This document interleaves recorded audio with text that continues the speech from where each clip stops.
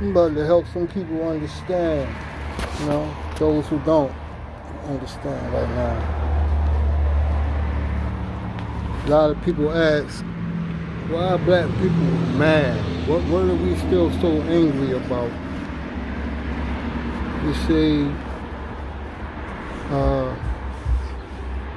slavery ended 150 years ago. Segregation ended over 60 years ago, right? They even let Obama, a black man, be the president. We should be happy, right? I mean, isn't that a sign that people aren't racist anymore, or prejudiced anymore?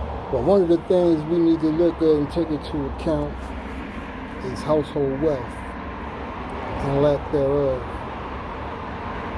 Household wealth helps out when it comes time to send your kids to college, or when to buy a house, or there's a divorce, or somebody gets sick, lose a job, something like that. Don't get it twisted. I mean, there's lots and lots of really, really wealthy black people. Rappers and singers and sports figures, and we got doctors and lawyers and things like that. You know what I mean? We got people like Oprah, Tyler Perry, and at the same time, it's a lot of really poor white people. You know what I mean? Like, think about Appalachia, lots and lots of white people that are poor. But even with all that, black people still only have 1/10 the wealth of 1/10 the economic wealth as white people. 1/10. You might ask, how did we get into this position like this? How did black people get so far behind? Well, you go back to slavery, right? What happened after slavery? After slavery was outlawed and all that, nine states enacted vagrancy laws. Vagrancy laws made it illegal to not have a job. But these people are freshly freed slaves. Lots of, when it come down to getting a regular job, a lot of white people were the employers, and they were not hiring blacks. So what did that do? Boom. They go around and arrest all the black people after they free them off the plantation. They go back, lock them back up. And then after they lock them up, after getting free from slavery, getting arrested for not having a job, then they're sent back, they're loaned out to hired out to they use the word hired out to plantation owners. From the prisons, they're hired back to the plantation where they just got away from. They're sent back to the plantation and work as a prison employee. So for little or no money. So they just got free from slavery, and now they're right back on the same plantation, working legally and not being paid. That's just as bad or worse than being a slave. They have phony as laws like mischief and insulting gestures. These laws were only applied to black folks. And these laws created a huge market for what they called convict leasing. And it made work conditions awful for the convicts, the workers, because the slave owners had no long time interest in maintaining the health or well-being of a slave, since they didn't own them. You feel me? They felt like, I'm only gonna have them for a little while, so I don't have to keep them strong and fed and well, and take care of them. Well, fuck if we live, die, or what? They're gonna just send another one. So the slaves found themselves in really, really inhumane working conditions. I mean, it was awful. After blacks fought through that period of time, around the turn of the century, they hit us with the Jim Crow. Jim Crow laws all across the country. Blacks and whites weren't allowed to share the same luxuries. I mean, simple shit. Restaurants, bathrooms, water fountains, schools, hospital beds, and shit like that. It was substandard conditions for blacks and, up to par conditions for anybody else. Shit, they came in 96. The United States law, the United States Supreme Court ruled for Jim Crow laws, saying that it maintained a peaceful environment or whatever, maintained known traditions and kept like motherfuckers. Basically, people knew their place, so why change it? Because everybody knew their place. That stayed into effect all the way up to like 1955. Separate, separate but equal. That's what they called it. Separate but equal after that. That's when the courts passed the Brown versus the Board of Education. Then in 1956, 101 out of 102 senators voted to maintain Jim Crow laws. It's in 1956. We've always had to fight and scratch, fight some more to try to get ahead. Back to the generational wealth. Home ownership is the anchor of generational wealth.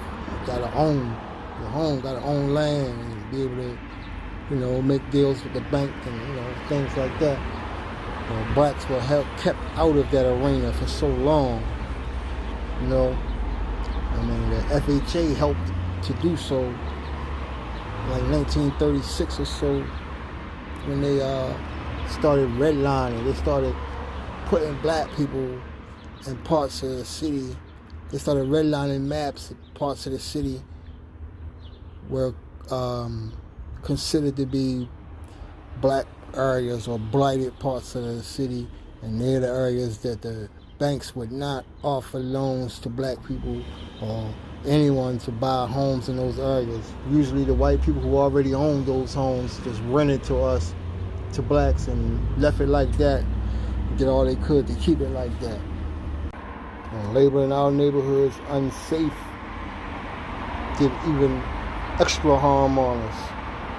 The redlining, everybody against us, police department, the news agencies, everybody always pointing a finger at how awful our neighborhoods were. The banks and everybody else would not deal with us or give us loans to buy our neighborhood and try to fix it up our way, and, fix it up on our own. They wouldn't allow us to do it. FHA even went so far as proposing highways to go through our areas to block off what would be later known as the hood. You know what I'm saying? They planned the positions of these highways and interstates to put almost a fence around where the blacks are going to be positioned or stationed. Until 1950, the Realtors Code of Ethics specifically outlawed the selling of a house to a black person in a white neighborhood. Shit, after World War II, in New York and New Jersey, the GI Bill supplied 67,000 home mortgages for returning veterans. Less than 100 of them went to black people. Same thing in Mississippi, like in 1967, more than 22,000 homes, 32,000, home mortgages allowed after immediately after World War II, and only 2 of those went to black people. So then what? With all that against us, then comes the war on drugs. And we Y'all know who they targeted with that shit. That shit was strictly to target the lower man on the totem pole, the men and boys and girls and women inside the neighborhoods that were trapped living there because they couldn't get homes outside of the hood. Very few could. And then they flooded our streets with drugs, knowing we're struggling, knowing we're behind, knowing we don't have money, knowing they won't allow us to, come up in the system, the normal way that people would do, and throw all these drugs in our hood. Who wouldn't sell them and, grab them and try to make some money off of it if we couldn't even get money to come up no other way? Who wouldn't? Yeah, they really did a number on the hood with that crack thing, man. 3 times the sentencing for getting caught with crack versus getting caught with straight cocaine. Cocaine is cocaine, man. They just felt like crack was more likely to be found on black people, so it was 3 times the sentencing. You know what I mean? For any amount of crack. Any amount of crack. That's mad. That's crazy. How could they get away with doing such a thing, knowing it was fucking obvious that they were targeting black people with that shit? But such is America, So we was never expected to win. We never expected to be equal. Never expected to have the same rights as other folks. It was never in the plans. If you go back and look at the Constitution and the amendments and laws that are still on the books today, they don't expect to have to treat us equal. Don't listen to me. I advise you all to do your own research with an open mind. You can look at the info and you can look at the same info that I look at, but if you're not looking at it with an open mind, you're going to see something different. You're going to see what you want to see. So first, sit down, woosah, open your mind, and do your own research, man. Peace.